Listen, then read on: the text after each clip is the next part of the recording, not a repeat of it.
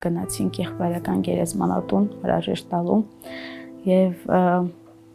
բոլորս միասին մտանք ես, Հարութը, երեխաները, Կիսուր, Կիսրայրս,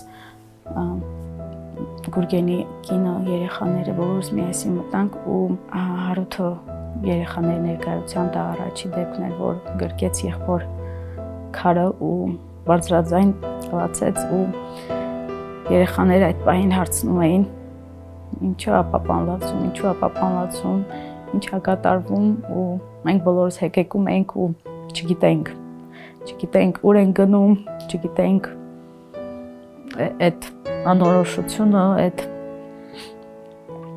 երեխաներին բառեր չգտնելու այդ պահերը ամենավատ, չգիտեմ, ամենադժվար զգացողություններն էին։